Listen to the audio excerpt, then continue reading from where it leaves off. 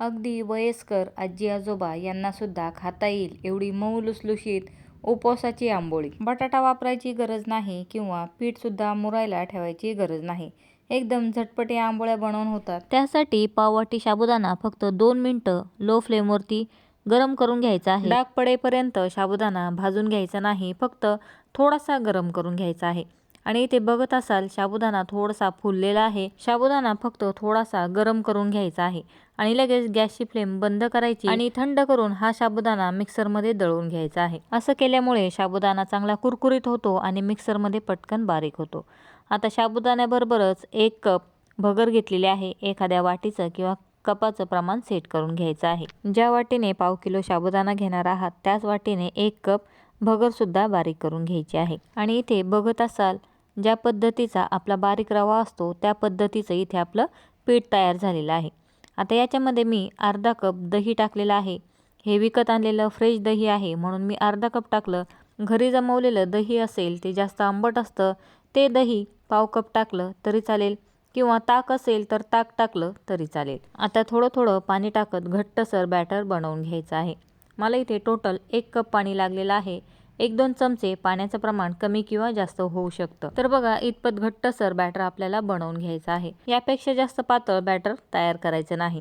आता हे बॅटर साईडला ठेवूयात आणि लगेच आंबोळीबरोबर खाण्यासाठी चटणी बनवूयात. ज्या कपाने भगर घेतलेली आहे तेवढाच कप भरून मला इथे पाणी लागलेलं आहे. आता 10 ते 15 मिनिटं हे मिश्रण साईडला ठेवूयात.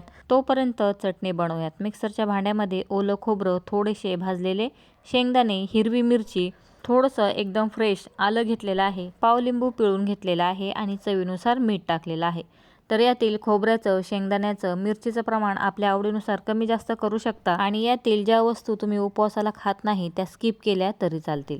पाव लिंबू पिळून घेतलेला आहे किंवा 2 चमचे लिंबाचा रस घेतलेला आहे, चवीनुसार मीठ टाकलं आणि पाव कप पाणी टाकून या पद्धतीने चटणी बनवून घेतलेली आहे. तुम्ही आणखीन थोडीशी पातळ चटणी सुद्धा बनवू शकता. आणि तुम्ही उपवासाला जर जिरं मोहरी खात असाल तर तुपामध्ये जिरं मोहरी याचा तडका या चटणीला द्यायचा आहे, म्हणजे या चटणीची चव डबल होते. 10 मिनिटं झालेली आहेत आणि बघा मिश्रण थोडंसं घट्टसर झालेलं आहे. साबुदाणा आणि भगर थोडेसे इथे फुललेले आहेत. आता याच्यामध्ये चवीनुसार मीठ टाकून मिक्स करून घ्यायचं आणि पाव चमचा खाण्याचा सोडा टाकायचा आहे. तुम्ही इनो वापरत असाल तर इनो टाकला तरी चालेल. मी इथे पाव चमचा खाण्याचा सोडा वापरलेला आहे. सोडा वापरायचा नसेल तर हे मिश्रण 6 ते 7 तास भिजू द्यायचं, म्हणजे सोडा इनो वापरण्याची गरज नाही. आपण इथे इन्स्टंट घावन बनवत आहोत म्हणून सोड्याचा वापर केलेला आहे. सोडा टाकून मिक्स केलं आणि बघा इतपत घट्ट आपण बॅटर बनवलेलं आहे. साईडला लगेच आंबोळींसाठी तवा सुद्धा गरम करण्यासाठी ठेवलेला आहे. आंबोळी टाकताना मिश्रण तळापासून मिक्स करायचं आणि नंतर गरमागरम डोसा पॅनवरती आंबोळी स्प्रेड करायची आहे. आंबोळी स्प्रेड करताना गॅसची फ्लेम हाय ठेवायची आणि पटकन ही आंबोळी स्प्रेड करायची आहे. खूप पातळ करायची नाही, थोडासा जाड लेयर इथे बनवायचा आहे. आणि बघा आंबोळी स्प्रेड करत आहे त्याच वेळेस आंबोळीला भरपूर असे बबल्स येण्यास सुरुवात झालेली आहे. जर बिडाचा तवा असेल तर तो वापरला तरी चालेल. बिडाच्या तव्यावरती आंबोळी घावून खूप छान होतात. आंबोळीला चांगली जाळी पडलेली आहे. लगेच गॅसची फ्लेम लो करायची आणि झाकण ठेवून आंबोळीला वाफवून घ्यायचं आहे. झाकण ठेवल्यानंतर गॅसची फ्लेम लो करायची आहे आणि मध्ये झाकण उघडून बघायचं. आंबोळीचा वरचा पार्ट सुकला नसेल तर पुन्हा झाकण ठेवायचं. मी ते झाकण खोललं आणि बघा वरच्या साईडने आंबोळी चांगली सुकलेली आहे आणि खालची साईड सुद्धा चांगली ती भाजल्या गेलेली आहे. आता आंबोळीला पलटी करायचं आणि जी साईड आता खाली गेलेली आहे ती फक्त 2-3 सेकंद भाजून घ्यायची आहे. मी ते व्हिडिओमध्ये जेवढी दाखवली आहे तेवढीच फक्त खालची साईड भाजलेली आहे. एक साईड ब्राऊन आणि एक साईड व्हाईट ठेवायची आहे.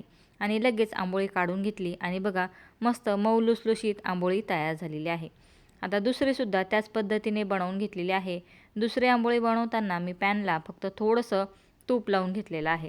मी सुद्धा बिडाचा तवा घेतला आणि नवीन तवा घेतल्यानंतर त्याच्यावरती कांदा भाजतात म्हणून मी गॅसवरती तवा ठेवला किंवा बिडाचा तवा ठेवला आणि त्याला गरम केल्यास त्याला चीर पडली. तर असं का झालं असेल, जर कुणाला माहिती असेल तर मला कमेंट सेक्शनमध्ये सांगायला विसरू नका. गॅसची फ्लेम हाय ठेवून दुसरी आंबोळीसुद्धा स्प्रेड करून घेतली. आंबोळीला जाळी पडल्यानंतर गॅसची फ्लेम लो केली, झाकण ठेवलं आणि बघा वरची साईड सुकल्यानंतर आंबोळी इथे पलटी करून घ्यायचं आहे.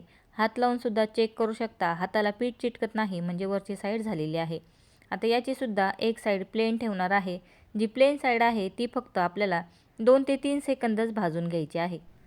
तर ही सुद्धा आंबोळी या पद्धतीने भाजून झालेली आहे। तयार केलेल्या मिश्रणापासून टोटल 6 आंबोळ्या तयार झालेल्या आहेत। तर चला, मी इथे चटणी फ्रीजमध्ये ठेवलेली होती, मस्त चटणी थंड झालेली आहे आणि इथे आपली आंबोळीसुद्धा तयार आहे।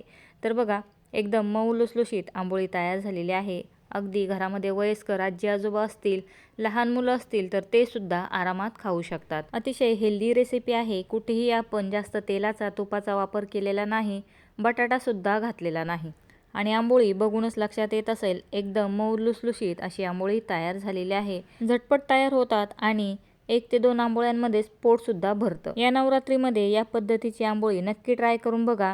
त्याचबरोबर रताळूची पुरणपोळी याचासुद्धा व्हिडिओ पोस्ट केलेला आहे, त्याची लिंकसुद्धा डिस्क्रिप्शन बॉक्समध्ये दिलेली आहे। ट्राय करून बघा। व्हिडिओ आवडला तर व्हिडिओला लाईक करायला, चॅनलला सबस्क्राईब करायला विसरू नका। व्हिडिओ बघितल्याबद्दल धन्यवाद।